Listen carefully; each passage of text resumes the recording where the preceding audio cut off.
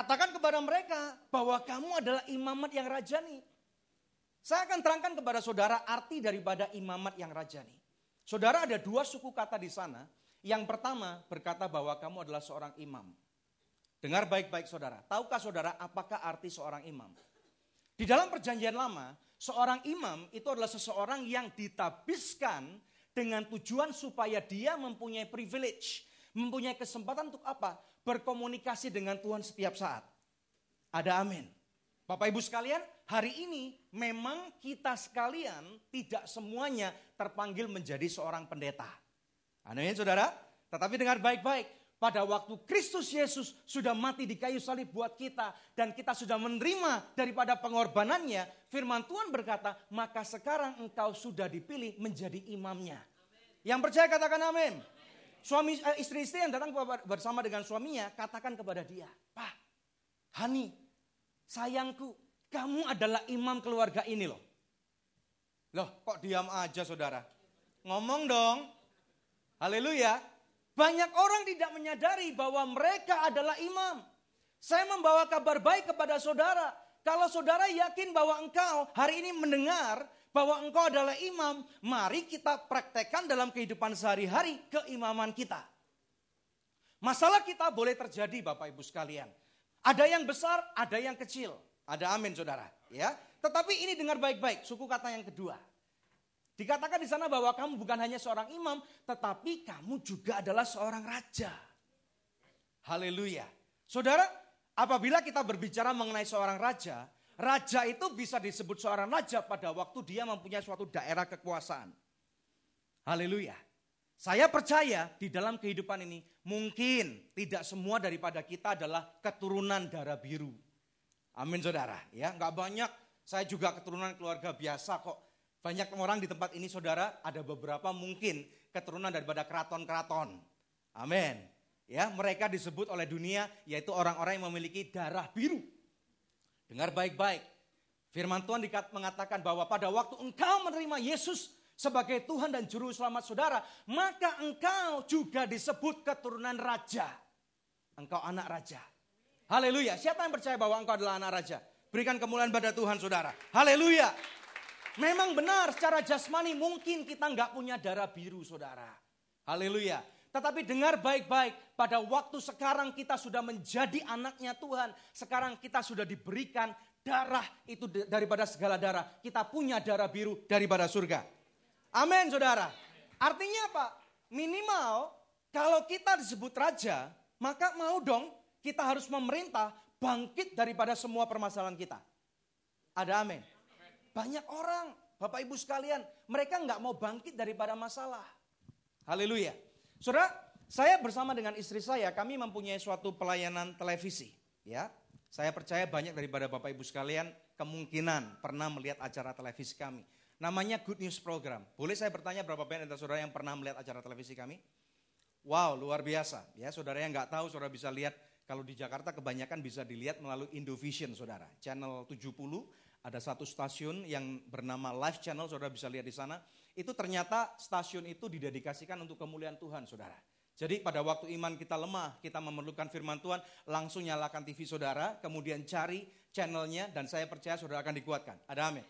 Bapak Ibu sekalian yang ada di kantor, saudara mungkin nggak punya akses Indovision atau apapun juga. Saya percaya bahwa zaman sekarang internet ini sekarang udah cukup canggih di Indonesia. Apalagi di Jakarta saudara. Saudara bisa login di website kami yang ada di www.anugrah.net. Saya percaya bahwa pada waktu saudara melihat firman Tuhan yang kami tayangkan di sana, banyak orang yang memiliki kesaksian-kesaksian yang luar biasa. Iman saudara akan dibangkitkan. Ada amin. Saudara, kami mempunyai sebuah call center. Saya mau bercerita mengenai call center ini saudara. Di call center kami satu hari kami bisa menerima respon SMS dari pemirsa yang ada di seluruh Indonesia. Itu kira-kira antara 200 sampai 400 saudara. Lumayan banyak ya. Jadi kalau 200 dikali 30 lebih kurang yang kami tangani itu minimal 6.000 SMS yang masuk tiap bulan saudara kepada kami. Di antara SMS itu ada orang yang sakit, ada yang keluarganya bangkrut, ada yang suaminya lari. Kalau dari zaman dulu sampai sekarang suami lari kan normal saudara, benar ya? Tetapi zaman sekarang namanya emansipasi. Bukan hanya suami yang lari saudara. Tetapi zaman sekarang kami menghadapi masalah-masalah. Istri-istri banyak yang ninggalin suami. Capek deh. Ada amin saudara. Ya, ada suatu kali saya menerima sebuah SMS saudara. Ya, SMS ini saya terima pada waktu kami sedang melakukan suatu pelayanan di daerah Jogja. Pertanyaan seperti ini.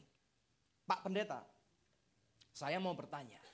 Apakah benar Nabi Isa itu bisa menyembuhkan orang sakit? Saudara pasti tahu dong SMS ini dari siapa? Dari orang-orang seberang yang belum percaya kepada Tuhan Yesus.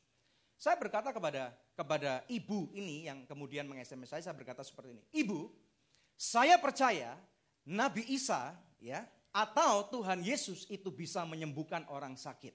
Saya bertanya, apa yang dapat kami bantu? Saudara, kemudian ibu ini membalas SMS saya dan berkata, kalau begitu Pak Pendeta tolong doakan saya. Saya ini sakit, badan saya sakit semua, saya udah cari dokter kemana-mana, kok nggak bisa sembuh? Saya nggak tahu harus kemana lagi.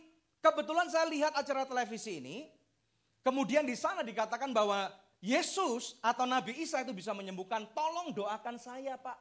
Saya sudah putus asa, ternyata bukan hanya anak Tuhan yang putus asa. Apalagi anak Tuhan ya, orang dunia lebih banyak yang putus asa, ada amin saudara.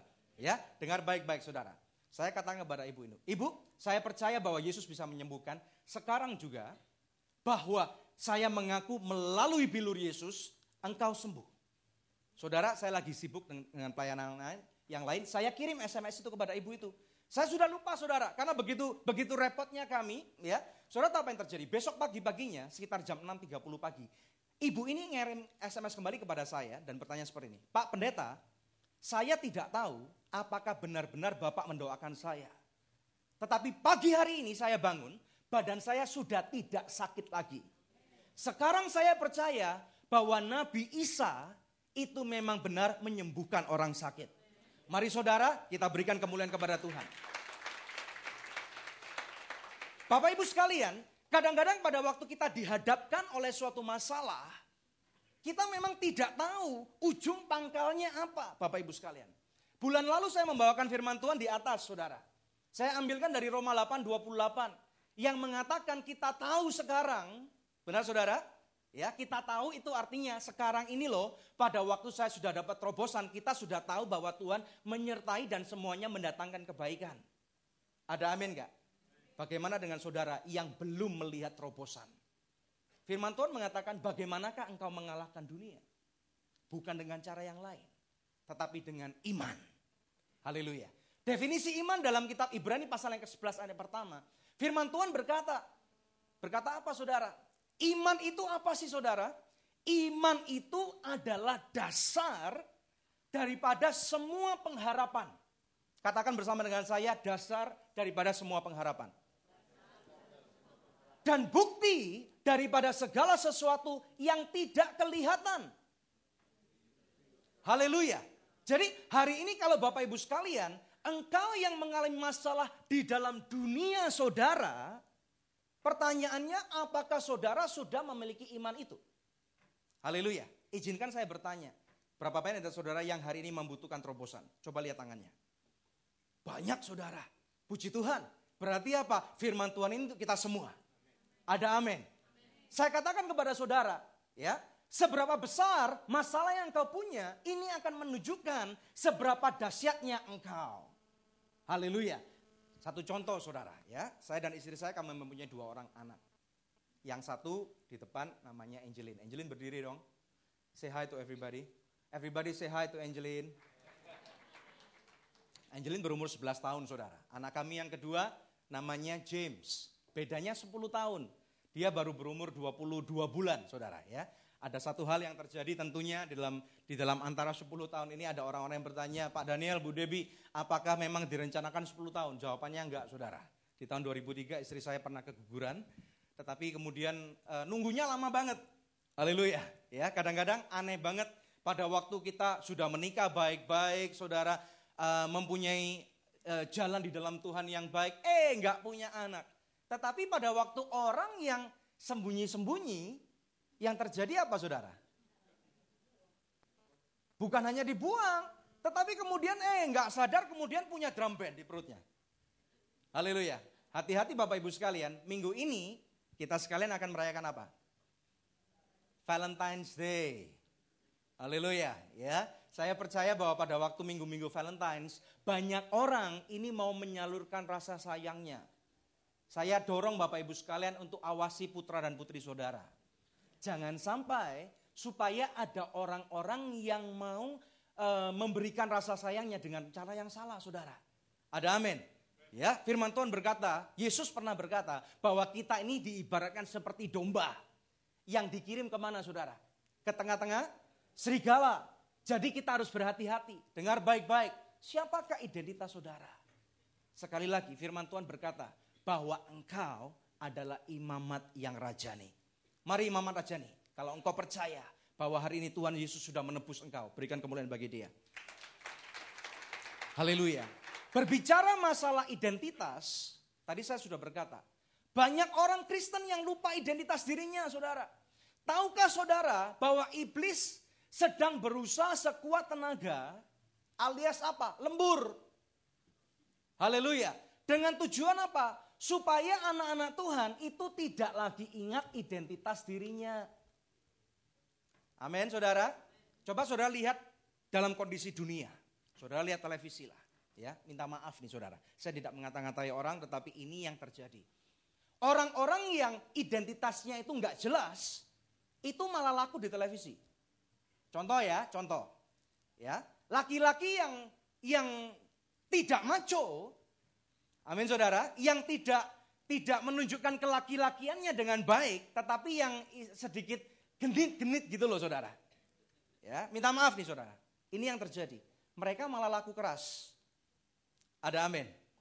Dunia sedang menggandrungi lifestyle seperti itu. Haleluya. Sehingga kalau bisa, kita nih harus berhati-hati. Jangan sampai kita anak-anak Tuhan, kita boleh saudara, kita boleh masuk ke dalam dunia. Kita harus menggarami dunia ini. Tetapi jangan sampai kemudian kita kelewatan batas. Ada amin. Pada waktu perjalanan ke sini saya menerima sebuah message. Tepatnya anak saya ngasih tahu saya. Jadi tahu enggak? Saya ceritakan saudara ya. Ada seorang artis Amerika namanya Whitney Houston. Itu beberapa jam yang lalu meninggal. Saudara, kita lihat bahwa ini suatu talenta yang sangat luar biasa sekali. Benar ya?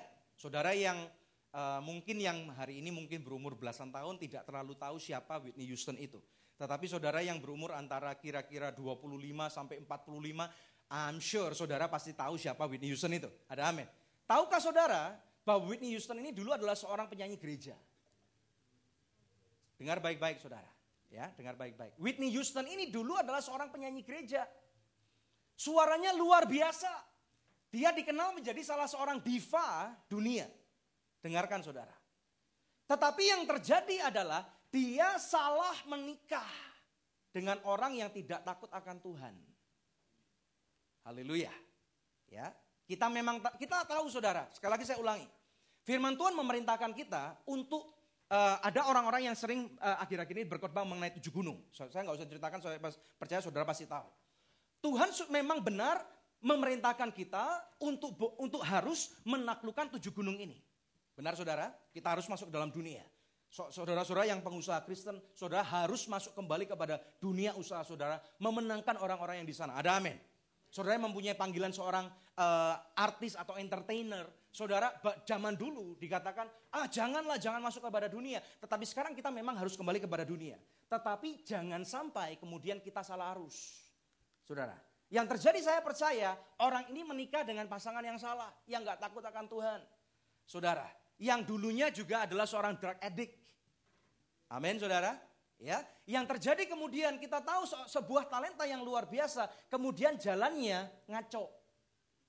Saudara, saya berikan suatu ilustrasi kepada Bapak Ibu sekalian.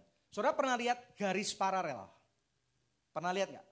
Ya, garis paralel itu disebut paralel karena apa? Karena lurus. Saudara, 90 derajat lurusnya. Artinya apa? Kedua garis ini tidak mungkin akan berjauhan dan tidak mungkin akan ketemu. Benar saudara? Tetapi tahukah saudara, banyak orang yang merasa jalan saya akan melencengnya sedikit. Nanti bisa kembali kok. Benar saudara? Salah.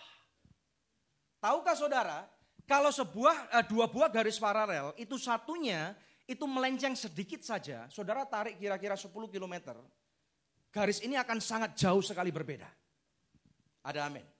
Dengar baik-baik, identitas saudara adalah imamat dan rajani.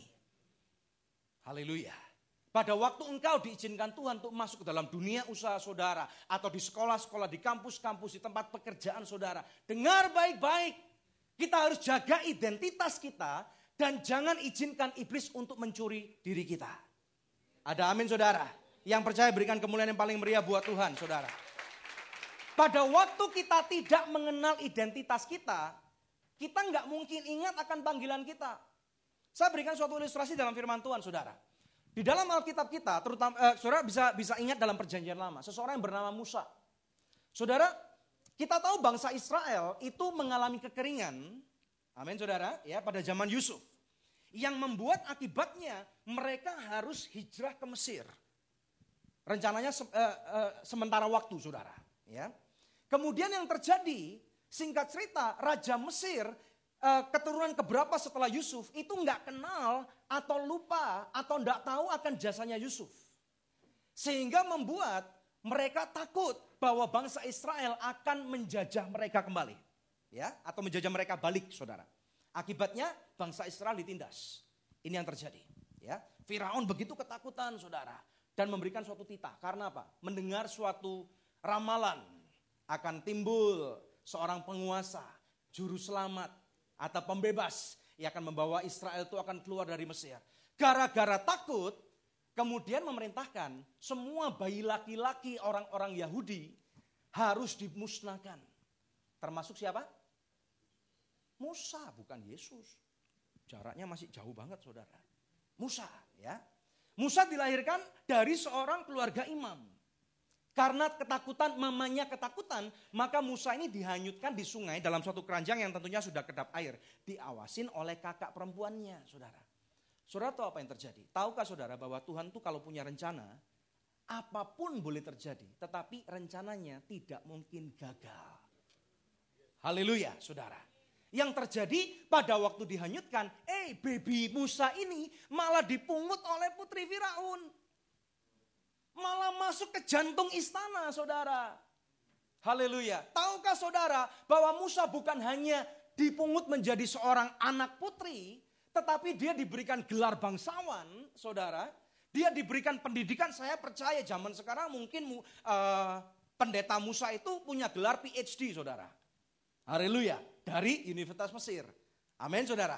Tetapi dia tahu bahwa identitas dia ini bukan orang Mesir. Sehingga pada waktu dia melihat ada orang Israel yang dijajah oleh Mesir, dipukulin, diperlakukan gak adil, hatinya menjadi apa? Panas, saudara.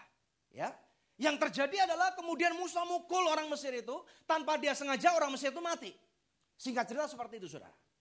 Yang terjadi besoknya pada waktu ada dua orang Yahudi lagi berantem, Musa berkata, kenapa sih kalian kok berantem? Bukankah kalian sama-sama orang Yahudi? Orang Yahudi yang satu berkata, kamu siapa? Emangnya lu mau jadi hakim kita apa? Seperti kemarin lu sudah bunuh orang Mesir itu. Gara-gara itu Musa takut, dia lari Bapak Ibu sekalian. Dengar baik-baik, di dalam pelarian ternyata yang Musa tidak dapatkan, dia itu belum tahu siapa identitas dirinya dengan jelas. 40 tahun dia baru mendapatkan identitasnya. Pada waktu dia sudah mengerti akan identitasnya, maka suatu kali dia melihat suatu semak belukar yang terbakar. Saudara, di sana Musa menerima panggilan Tuhan. Inti ceritanya apa saudara? Dengar baik-baik. Jaga identitas diri saudara. Pada waktu kita tidak ingat siapa identitas kita di dalam Kristus, kita tidak akan bisa meraih panggilan kita yang tertinggi. Ada amin saudara. Ya, saudara, di dalam kehidupan keluarga kita, saya percaya hidup ini penuh dengan berbagai macam problema dan permasalahan. Haleluya. Puji Tuhan Bapak Ibu sekalian, tahun ini saya dan istri saya kami sudah menikah 14 tahun. Ya, puji Tuhan. Saya percaya ada di antara Bapak Ibu sekalian yang menikahnya sudah jauh lebih lama. Saya bangga dengan orang-orang yang menikah jauh lebih lama, saudara. Ada amin. Boleh saya bertanya berapa banyak dari saudara yang sudah menikah di atas 15 tahun? Kita berikan tepuk tangan saudara kepada Bapak Ibu sekalian ini. Wow, luar biasa. Orang tua saya itu sudah menikah kira-kira 43 tahun saudara. Dan saya bangga terhadap mereka. Dengar baik-baik. Pada waktu kita menghadapi masalah rumah tangga, ya, suami punya masalah dengan istri, istri punya masalah dengan suami, orang tua punya masalah dengan anak. Ini kehidupan sehari-hari Bapak Ibu sekalian. Ya. Yang terjadi adalah kita harus mau menghadapi permasalahan itu dan kita tidak boleh lari daripada itu, saudara. Ada amin. Masalah itu tidak akan selesai kalau kita lari. Tuhan Yesus memberikan suatu nasihat yang baik kepada kita. Mengatakan seperti ini. Kalau kamu menghadapi suatu gunung, saudara, gunung ini dalam Alkitab bisa dikatakan sebagai suatu simbol dari problema. Ada amin. Ya, Yesus berkata, kalau engkau menghadapi suatu gunung yang sangat besar, langkah apakah yang harus kau lakukan? Pertama, nomor 1, Yesus berkata, hadapi gunung itu. Ada amin. Artinya apa? Kalau engkau punya masalah jangan lari. Kalau engkau tahu dan engkau ingat bahwa Yesus itu ada dalam kehidupan saudara, maka walaupun suami punya masalah, istri punya masalah, kita harus menghadapinya bersama-sama, saudara. Amin. Kalau kita lari, maka kita tidak akan bisa mendengar perintah yang kedua. Yesus berkata, kalau engkau menghadapi yang pertama, yang nomor 2, katakan kepada gunung batu itu, apa yang kau harapkan. Amin, saudara. Selama kita tidak bisa mendefinisikan terobosan macam apakah yang kita inginkan, kita nggak akan pernah melihatnya. Saya ulangi sekali lagi Bapak Ibu sekalian. Yesus memberikan nasihat kepada kita, kalau engkau menghadapi gunung batu, nomor 1, jangan lari. Haleluya. Saya berikan contoh. Misalnya, kalau dalam kehidupan perusahaan saudara, saudara kadang-kadang ada masalah dengan kreditor atau uang macet, saudara. Saya percaya pada masa-masa seperti itu bukan waktunya kita lari dari masalah. Amin, saudara. Saya berikan contoh.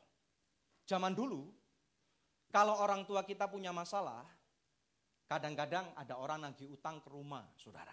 Ya, orang tua kita tanpa sadar akan ngajarin anaknya untuk bohong. Misalnya apa, saudara? Ya, ada orang cari yang bukain anaknya, saudara. Ya. Papa ada, mama ada. Oh, dari mana om? Saya dari sini, ya. Kemudian sebentar ya, saya lihat om. Ini yang terjadi, saudara. Kemudian anak ini masuk. Bilang sama papanya, "Pah, mah, ada orang yang cari." "Siapa, nak?" "Oh, om ini." Misalnya Om Bambang. Saya minta maaf kalau ada orang yang namanya Bambang. Ya, Om Bambang. "Oh, Om Bambang ini siapa?" "Oh, mau nagih utang katanya." Nak, bilang ya nak. Papa dan mama nggak ada di rumah. Saudara, anak ini dengan polosnya kemudian keluar menemui Om Bambang dan berkata, "Om Bambang, katanya papa, katanya mama nggak ada di rumah."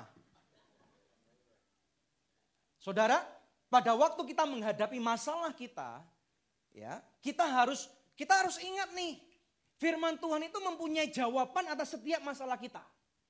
Ada amin, saudara. Justru pada waktu kita diizinkan oleh Tuhan menghadapi berbagai macam problema dan masalah, maka tanpa kita sadar, kita mengerti, kita itu memakai masalah itu untuk mementorkan anak-anak kita. Haleluya, saudara. Saya ulang, ya. Pada waktu saudara sebagai orang tua, saudara sebagai seorang papa, seorang mama menghadapi masalah di dalam kehidupan, ya, saya dorong saudara untuk tidak lari dari masalah itu. Ini kata Yesus. Saudara, karena apa? Ternyata pada waktu engkau menghadapi masalah itu sesuai dengan firman Tuhan, tanpa saudara sadar dan mengerti, anak-anakmu melihat. Haleluya. Sehingga mereka akan belajar dari orang tuanya, bapak dan ibunya, sehingga pada waktu nanti mereka dewasa, mereka akan ingat, oh papa saya dulu pada waktu mengalami masalah ini, jawabannya ada dalam firman Tuhan loh.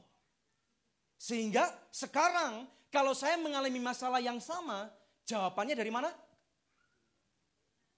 Dari mana saudara? Firman Tuhan. Bayangkan kalau saudara mempunyai masalah larinya ke dukun. Saudara punya masalah larinya maunya marah terus. Punya masalah maunya hubungan suami istri cerai. Saudara, maka yang terjadi anak kita akan dididik dengan satu mindset, kalau punya masalah nyerah aja. Kalau punya masalah lari aja. Kalau punya masalah cerai aja. Ini paling gampang. Demikian saudara? Tidak. Ada amin.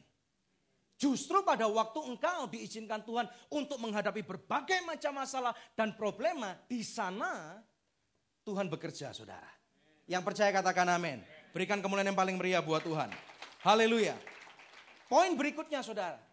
Dampak daripada kebaikan Tuhan di dalam kehidupan kita. Mari kita lihat dalam kitab Amsal 4 ayat 23.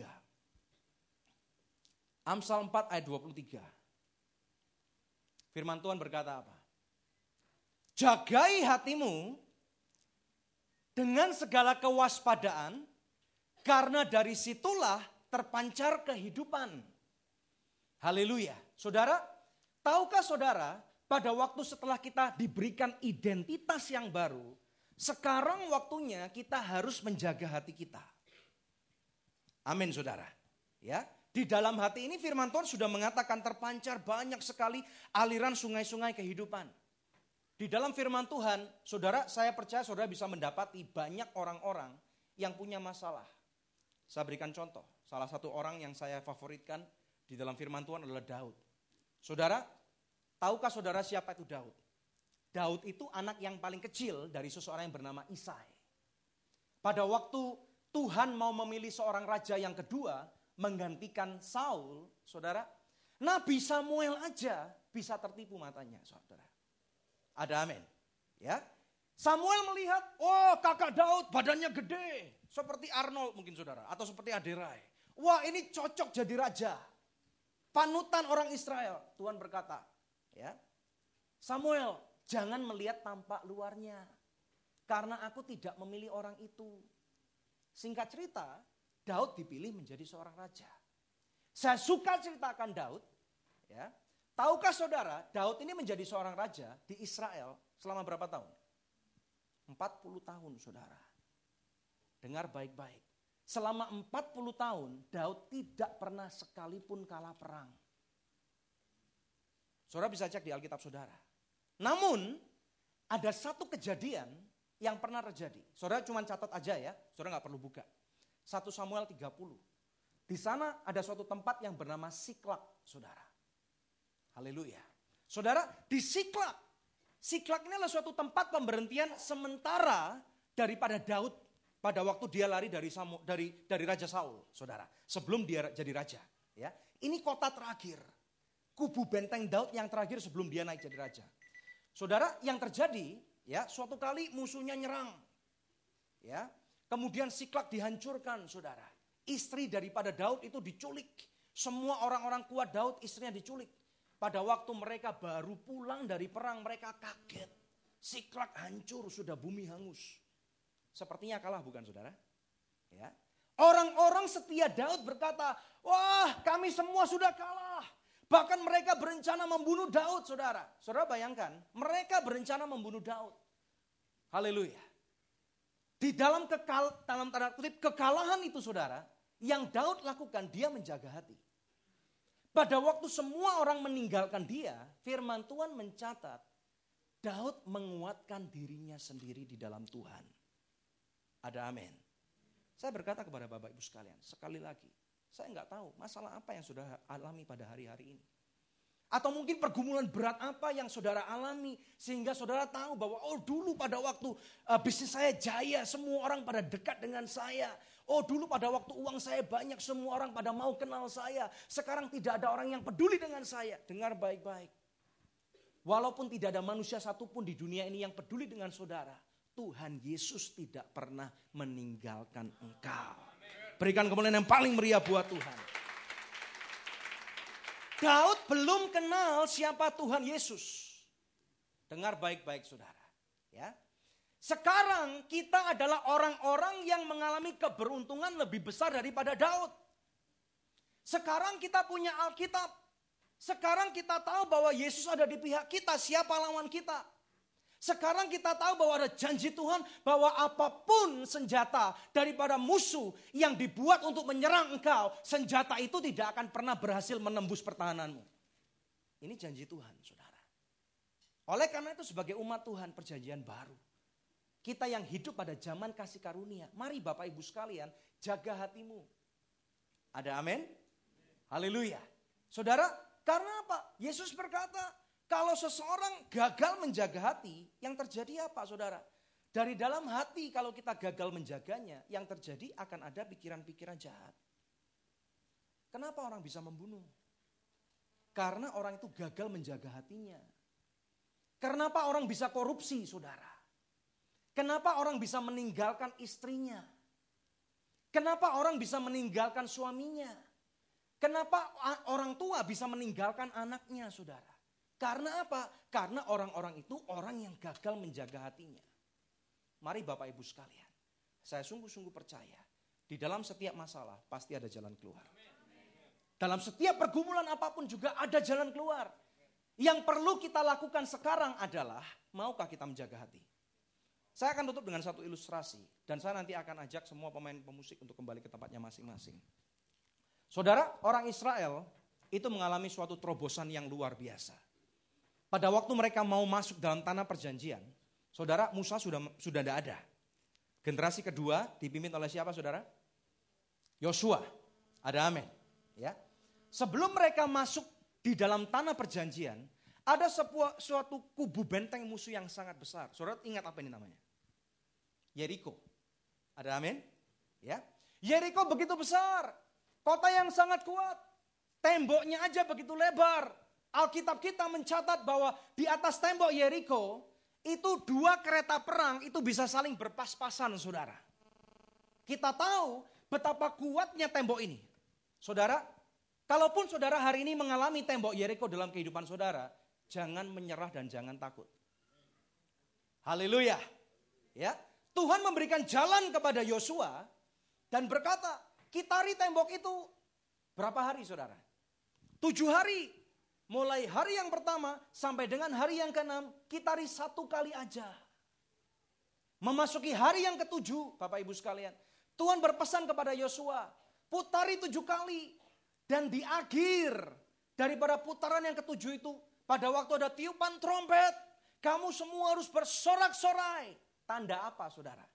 Kemenangan sudah kita dapatkan. Ada amin. Bapak Ibu sekalian, saya akan ajak Bapak Ibu sekalian untuk bangkit berdiri. Mari kita bangkit berdiri. Saya percaya bahwa kita buat suatu simbol bahwa hari ini kita masuk kepada hari yang ke-7. Ada amin. Di dalam Alkitab kita, di dalam perjanjian lama ada satu hukum. Saudara, namanya hukum mengenai tahun jubile. Tahun jubile ini tahun ke-50. Benar saudara? Tahukah saudara, pada tahun jubile semua hutang piutang itu harus dihapuskan. Ya. Kalau ada orang yang tanahnya gara-gara kesukaran uang itu harus dijual, pada tahun ke-50 tanahnya itu harus dikembalikan kepada pemiliknya yang mula-mula, saudara. Sebagai apa? Karena apa? Sebagai milik pusaka. Haleluya. Jadi pada zaman perjanjian lama, orang-orang Israel sudah menanti-nantikan, ini tahun berapa? Oh, kurang 20 tahun jubile. Mereka berkata, puji Tuhan. Mereka menunggu lagi dengan kesabaran. Kurang berapa tahun jubile? 15 tahun. Mereka berkata puji Tuhan. Sampai akhirnya 5 tahun, 3 tahun, 2 tahun, 1 tahun mereka merayakan. Dengar baik-baik saudara. Sekarang kita nggak perlu lagi mengalami tahun jubile menunggu 50 tahun. Karena apa? Karena sekarang Yesus sudah mati buat kita. Dan buat saudara yang sudah menerima janji keselamatan. Hari ini, hari jubile saudara. Ada amin saudara. Kristus berkata, engkau yang sakit, engkau bisa sembuh. Engkau disembuhkan melalui bilur-bilur Kristus. Engkau yang buta, engkau akan melihat. Engkau yang tidak bisa berjalan, engkau akan berjalan. Keluargamu yang berantakan, maka keluargamu akan mengalami pemulihan. Bisnismu yang bangkrut, Tuhan lebih daripada sanggup memulihkan bisnismu yang bangkrut. Haleluya. Mari Bapak Ibu sekalian. Orang Israel, di depannya ada satu tembok Yeriko yang sangat besar. Tidak ada alat yang mereka punya, nggak ada eksavator yang bisa menghancurkan tembok itu. Tetapi apa kata firman Tuhan? Saya ajak saudara untuk tutup mata saudara. Saya nggak tahu masalah apa yang kau punya pada hari ini. Tetapi dengar baik-baik. Sekarang kita sudah ada di hari yang ke-7. Dan kita sudah melewati putaran yang ke-7. Karena Yesus bukan hanya sudah mati buat kita. Tetapi dia sudah bangkit. Mengalahkan maut. Saudara, kalau engkau membutuhkan terobosan. Dengan suatu tindakan profetis. Saudara genggam masalah saudara dalam tanganmu. Haleluya. Saya gak tahu masalah itu apa. If you can name it, you can conquer it. Haleluya. Kalau engkau bisa memberikan label pada masalah itu, maka engkau akan mendapatkan pembebasan saudara pada hari ini. Genggam masalah saudara dalam tanganmu. Serahkan kepada Tuhan. Sebagai suatu tindakan profetis Tuhan, engkau tahu masalahku lebih daripada aku. Engkau mengenal masalah ini bahkan sebelum aku dilahirkan.